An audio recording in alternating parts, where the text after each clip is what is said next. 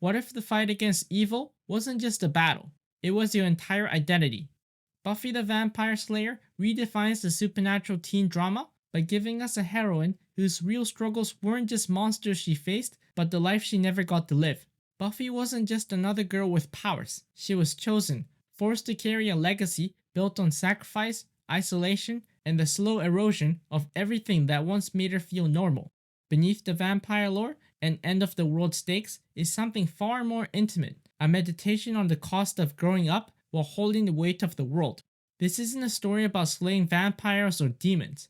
It's about finding hope when every choice chips away at who you are.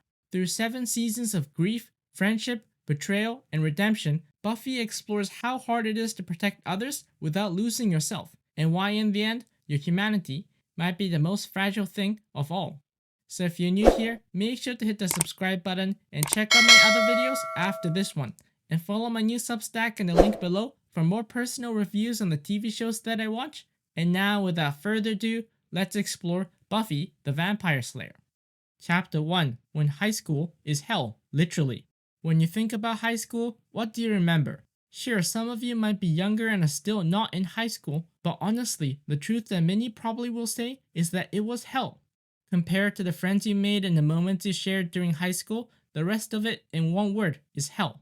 The constant suffering of homework and tests to come, and that looming deadline of knowing your future will be decided with one diploma, that is what high school is. But that feeling of hell is only metaphorical. Buffy and her friends, whilst dealing with the metaphorical essence of being in high school, also faces another, the literal essence of hell. Having to fight vampires, witches, and demons alike, they are literally facing the evils of hell. That mixture of being in high school that is not only metaphorically painful, but also literal, makes the experience of Sunnydale High even more interesting. From one perspective, as many high schoolers and alumni could attest, is how relatable they felt watching Buffy and her friends navigating high school. Sure, the times have changed since Buffy was in high school, but the core essence of high school hasn't changed that much. On the other hand, the wonders that the series brings with the supernatural feels like something that many probably aspire to. The wish of wanting to leave this mundane cycle we high schoolers used to call going to school and having some fun for a change. That is what is depicted in the series, only it feels real, because the truth of it is that fun, as people might wish for, is merely a fantasy. The reality is that having that kind of experience can be tragic. Knowing that the friends you make and experiences you have will always carry a chaotic nature in your daily routine. Friends, teacher, acquaintances could disappear or even be killed in a moment's notice. And that psychological trauma is something we should be lucky we aren't experiencing. The series, instead of turning the fantastical into a hopeful narrative, makes it feel real. A challenge of teenagers dealing with both the literal and metaphorical meaning of hell makes you second guess your wishes. Chapter 2. Shine of Hope in the Midst of Darkness. Buffy's life, ever since she was destined to be the next Slayer, has been nothing but one full of staking and tragedy. Her life choices were stripped away, and her destiny was always shaped by the reality that her life was no longer her own, it belonged to a greater cause to serve others. That might sound noble on paper at first, but living that life is nothing more than trials and perils, mixed with the painful truth that she may never get anything she truly wants. Her high school years were tainted by that burden of a double life. She was even kicked out of one school for her vampire slaying transgressions, and when she arrived in Sunnydale, her world was further turned upside down. Even when she wanted to go to college, her responsibilities as a Slayer came first, before the school she dreamed of attending. Despite all she sacrificed, she often wondered, in the back of her mind, was she truly helping people? That lingering question, paired with the answer and reminder that she was a beacon of hope in the midst of darkness, becomes the reason Buffy continues doing what she does. It's that devotion to helping others, knowing that even though her life is no longer her own, she finds purpose in being recognized as someone who shows up when danger arises, someone who helps, who listens, who saves. It's that hope she brings, the role of protector, that keeps her going. It isn't about fulfilling a destiny someone else wrote for her, it's about becoming the embodiment of hope, choosing to live her life while defending others. Without that reminder, life as a Slayer can be incredibly isolating. And maybe, just maybe, that's why so many Slayers before her didn't survive. Chapter 3. Redemption is never simple. Redemption is never a one-way street. Even if someone is willing to go through the process of redemption, it also depends on whether the people around them are willing to see and accept that process. Vampires, when we hear about them through folklores and the stories we've crafted, are almost always the antagonists. The bloodsuckers that creeps through the night, preying on unsuspecting victims.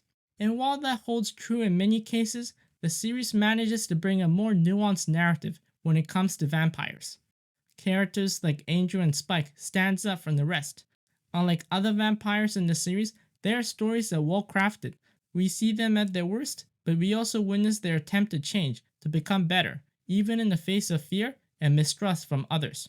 That is what makes their relationship with Buffy so compelling. Both have found meaning as equals through her.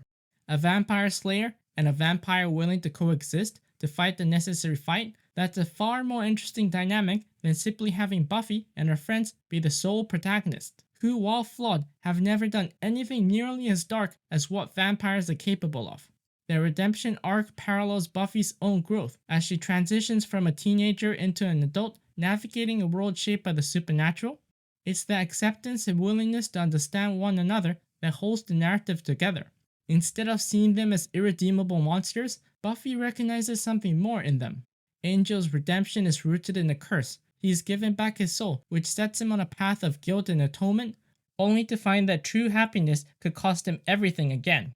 Spike, on the other hand, seeks redemption, not because he desires it, but because he's forced into it by circumstance. Despite their different paths, Buffy sees both of them as more than vampires, and that's the essence of redemption, for someone to truly see you.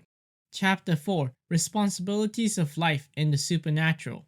Not all protagonists in stories are compensated for their heroism. Just because someone is doing really well in the world doesn't mean the rest of their life is acknowledged or made any easier.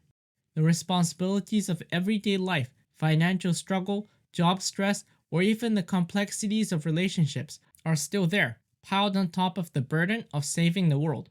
Buffy and the Scooby Gang embodies this very idea. Each of them grapples with the tension between supernatural duty and the realities of daily life. That balancing act of fighting evil while trying to survive the mundane is deeply relatable. It's not just about slaying vampires or battling demons, it's about dealing with rent, heartbreak, and loss at the same time. As an audience, we often turn to these narratives of myth and legend to escape our own struggles. But when we see ourselves reflected in them, our anxieties, our flaws, our everyday pain, something shifts. The story stops being just entertainment and starts becoming personal.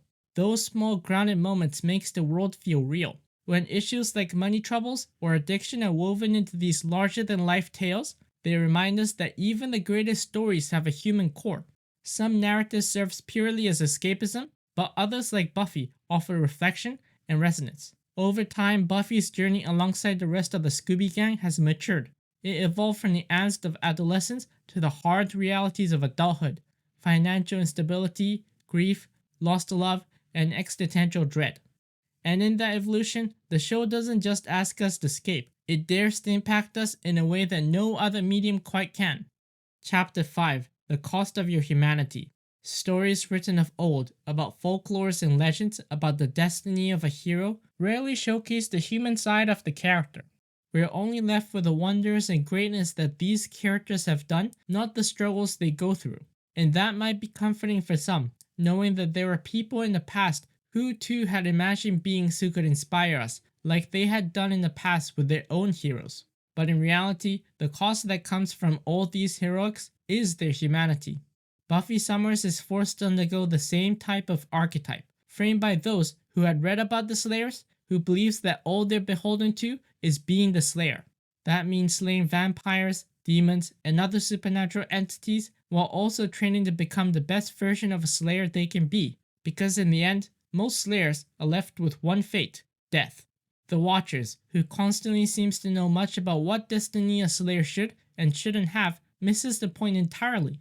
By forcing Slayers into becoming just that, Slayers, they fail to see the damage it does. It leads them to question what they're really worth in life. Living life to the fullest, being human, is just as important as being a Slayer. It's that balance that makes Buffy's life worth living. It's the fact that she has no more friends with whom she can talk about anything without the fear of hiding parts of ourselves. It's going through the growth, the relationships, and the turmoils that defines what it means to be a teenager.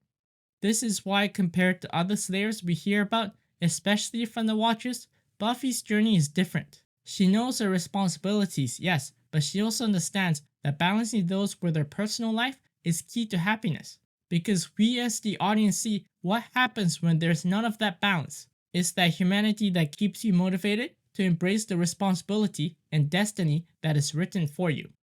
Chapter 6, The Ending.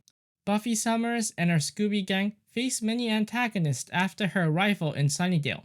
From the Master, whose purpose in the first season was to demonstrate the dangers of living in a place like the Helmo, to the Mayor of Sunnydale, who had much bigger ambitions, wanting to transform himself into an actual demon. Then came Adam, part machine, monster, and human, making him an interesting so-called big bad of the season. And after that, a god, whose sole desire was to open another apocalypse. The pattern was clear: big bad equals main fight. But that concept, the big bad, didn't make us think of the bigger picture. Sure, some of them have been well written, making us sympathize or even feel drawn to these characters. However, the fact is, the final fight in Sunnydale that everyone has to face isn't a lone vampire or a demon lord seeking to cause an apocalypse. It is the manifestation of evil in itself. Through that journey, Buffy is forced to reevaluate her entire time in Sunnydale. Everything she has faced, staked, or killed has been leading to this moment. All the tragedies that she and her friends had faced and the sacrifices they had to make for the greater good all come down to this final battle against an entity that seeks to embellish the nature of evil and the chaos that will be unleashed. That counterbalance becomes the real fight that Buffy is forced to endure. From the arrivals of potential Slayers who have been drawn to Sunnydale, to the forgiveness she must extend to former enemies like Faith and Andrew, each decision leads to the final battle. It shows that Buffy no longer has to carry the burden of destiny alone. She has others, Slayers whose power have now been activated, finally allowing her to find herself in the midst of something she might consider normal. For most of her time as a Slayer, it was either her or no one. Buffy never felt like she belonged to a group. Sure, the series did introduce another Slayer into the story to make things slightly interesting, but in the end, she was the chosen one. Even as she had friends, she could finally have honest conversation with them about all facets of life, from the supernatural to everyday struggles, but throughout most of the series, she was the weapon, the one doing all the punching and the slaying, because there was no one else like her.